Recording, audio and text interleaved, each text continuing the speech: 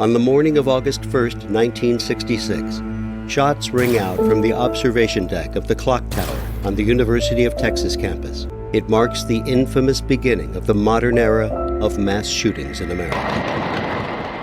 I'm Sarah Ferris, true crime podcaster. And I'm Catherine Schweit, the former head of the FBI's active shooter program. And you're listening to Stop the Killing. Well, welcome to a bonus episode of Stop the Killing. Hi, Catherine. How are you? I'm good. It's beginning to warm up here in Washington, D.C. area, so I'm so happy about that. Oh, well, come and tell London to do that. Well, but it's not going to be warm where the Crumbleys are. That's why I'm online today. Yes. Okay. So if anyone's on our Instagram, you will have seen that we kind of posted straight away the update on the trial. So we're going to dig in as a little bonus today, just give you a helicopter view of what's happened.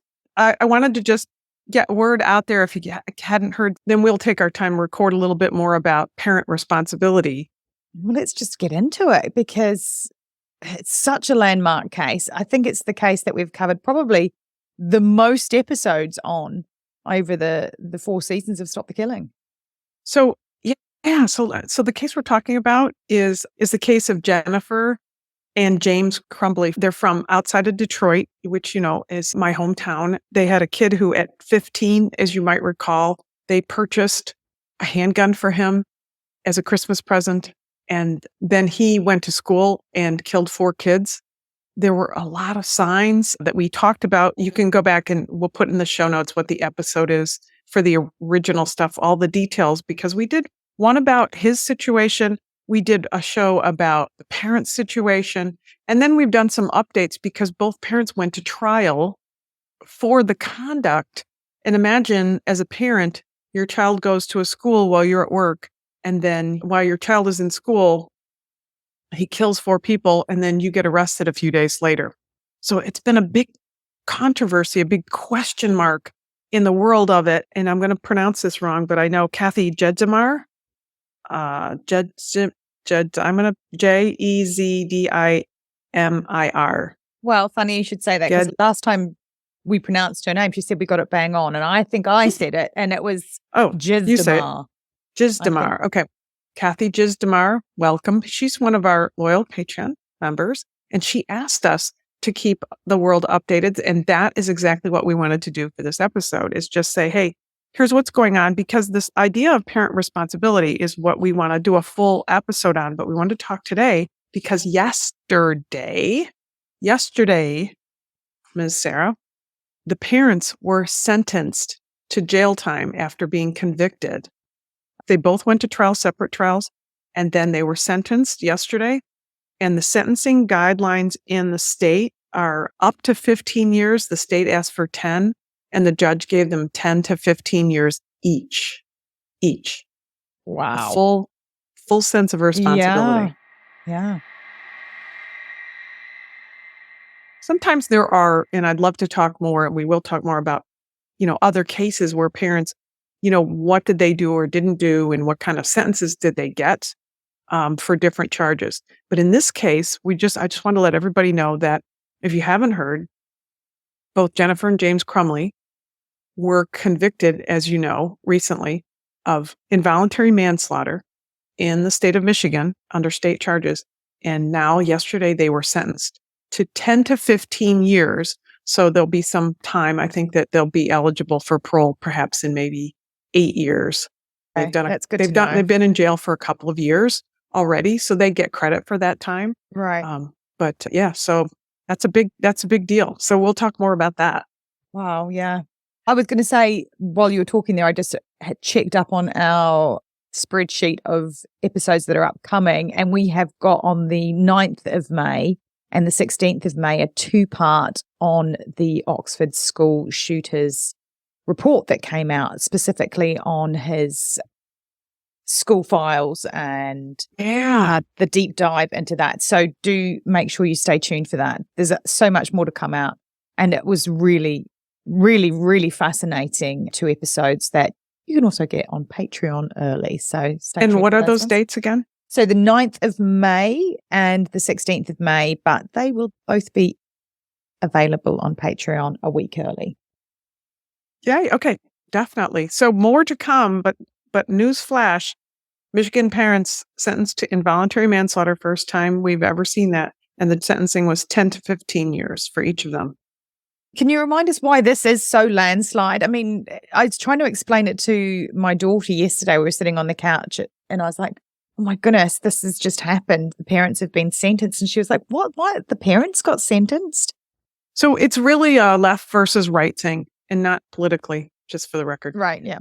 You know, on the one side of the table, a lot of times parents can be held responsible for things they did, like, your child has a dangerous object and they cause harm to another person, like a knife or something. And you as a parent might be charged with something like child endangerment, or not supervising your child. There's certain kind of criminal laws and civil laws that protect your children from parents who are negligent. Malnourishment is another example, things like that. So these are things that you directly do, that you can point to, or don't do, like not feeding your child, that, a child endangerment, letting your child run all over the street all the time, or, near parks and stuff like that.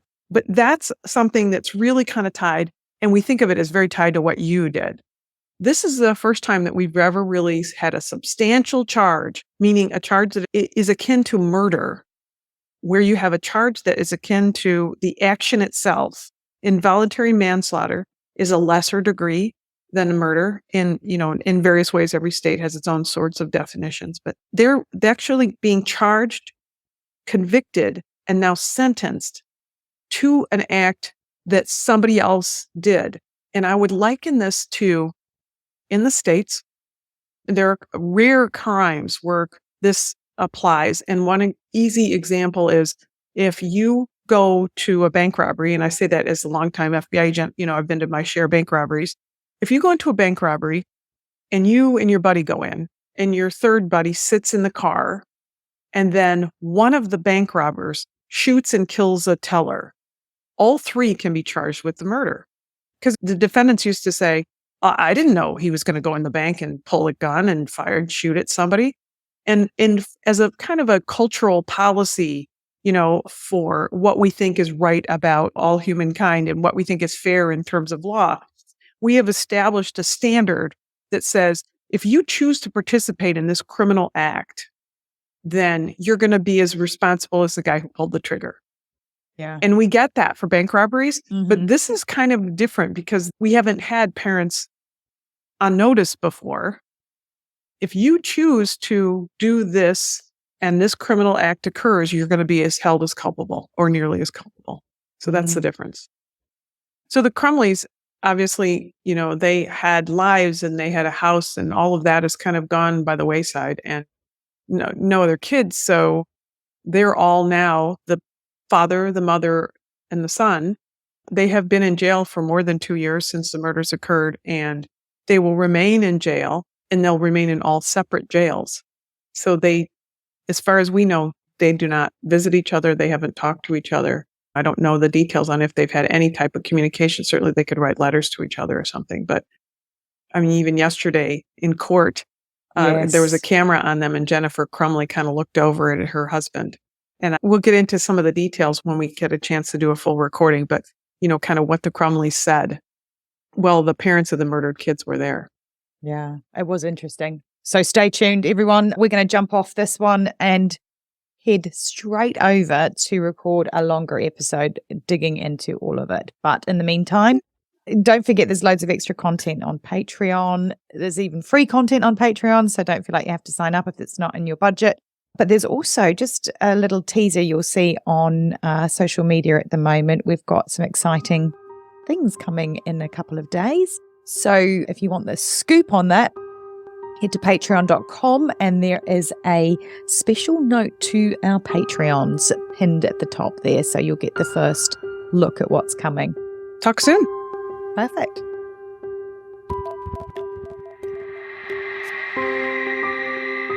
Thanks for listening. And if you want to know more, Catherine's book, Stop the Killing, is out now. For more details, go to catherineschweit.com. Please consider also supporting our independently made podcast. It's simple to do. Go to patreon.com/Stop the Killing. And for as little as the price of a latte a month, you can be part of the solution to stop the killing. Patreon rewards range from official do-gooder status to ad-free episodes, autographed books, and opportunities to connect with us directly for your business, school, church, or even just a book club chat. But just knowing that you are part of a movement that has the power to make your community safer, well, that's got to taste better than a skinny cappuccino any day. So please head to patreon.com/Stop the Killing now and polish off your do-gooder halo and make sure to include your name so we can give you a shout out.